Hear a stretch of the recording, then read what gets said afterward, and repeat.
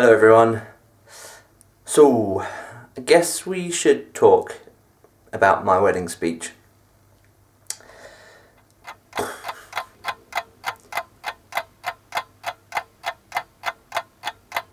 I'm not really sure what to say about it, to be honest with you. It's fast approaching 9 million views, which is completely crazy, and very flattering because a lot of you seem to have enjoyed it. So it's been a crazy couple of weeks because of that, so thank you very much. But it has left me with a slight problem because now I have no idea what to do for my next YouTube video. Kind of outdid myself there. That's about as good as I get, I'm afraid. So let's just settle it right now. This video will not be as good as my last one. I'm pretty sure it's safe to say that there won't be a choir of children coming out in this one. I've had a few ideas of what I could do for this video. I could do a song on my pink ukulele. This song's not as good as my wedding speech, good as my wedding speech, good as... Even thought about putting my wedding suit back on and just reenacting my wedding speech. Failing that, I thought I'd do what McFly boys do in times of trouble and take my clothes off. I wasn't really digging those ideas, but I have had quite an exciting couple of weeks, so instead I thought I would show you what I've been doing. Over to you, voiceover Tom. Thank you, Real Life Tom. So, us McFly boys decided it was time to knuckle down on album 6 and take ourselves off on a writing trip. I risked my life and went in Dougie's car. And we filled the 5-hour journey with inspirational chat, awesome songs, far too much caffeine, and a bag of peanut M&Ms. At some point along the journey, the weather turned into this weird, mysterious mist, and we discovered a phantom roundabout which didn't exist in real life. There used to be a roundabout here. There used to be a roundabout here, but it died 20 years ago. But there's not even a roundabout on here. But eventually we made it past the phantom roundabout, through the weird mysterious mist, and arrived at the house. We set up the studio in the living room and we were very happy. Look how fast we're moving. And Harry decided to put his big head right in front of my camera. We wrote some songs, grew some awful facial hair, and wore the most ridiculous headgear. I cooked Nigella's Nutella cheesecake, which is amazing, and we discovered that the cheesecake eating experience can be enhanced by listening to music. At the beginning.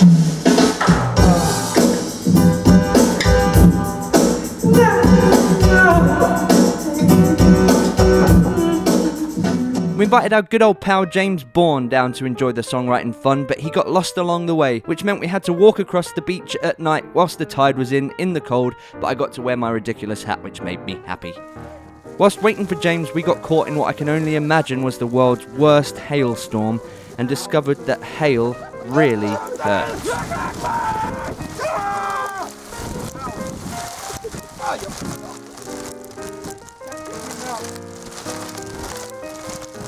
How the hell? Ow. We took shelter in a weird toilet thing, and when James eventually arrived, for some reason he thought my camera was a gun and I was pointing it at his face. Oh my god, that scared me. I thought you were holding like a gun at my face. It's coming with a gun. I thought that was a gun. The house we rent is awesome. It's right next to an RAF base, and at one point we had the red arrows flying around, which I did think could possibly be because of the success of my wedding speech, but apparently it was just a training exercise. Just as I discovered my inner Nigella Lawson, Dougie discovered his inner Gordon Ramsay. What we need is a good oily pan. Really good oily pan. Oily pan. And these thick, juicy, traditionally made pork sausages with juiced fat. Let's give it that extra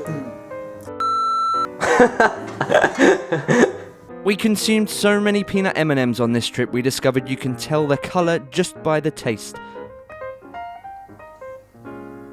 green. No.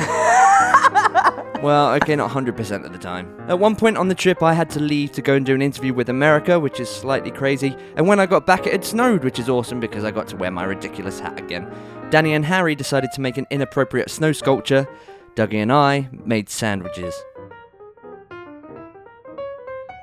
Dougie and I also got some great news that our book, The Dinosaur That Pooped Christmas, won an award, and we got the first set of rough illustrations back for the sequel to that book, which look amazing, but I can't show you yet. I'm very sorry about that. And that was about it for that trip. We had to cut it a day short because we were asked to go and present a National Television Award, where we all got haircuts and Dougie showed off his new facial beardy hair thing. Backstage at these awards, I discovered that I'd lost my wedding ring. I've lost my wedding ring. Oops. Next day, Dougie and I were invited to go look around the London Toy Fair, which is awesome. It's a massive room full of toys. Doug got to ride a real-life moving Triceratops, although the batteries were slightly dying.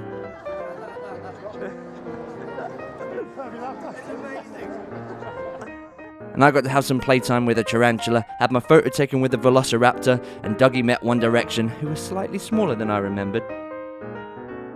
And the London Toy Fair was a lovely way to end a great couple of weeks. That's about all from me. Over to Real Life Tom.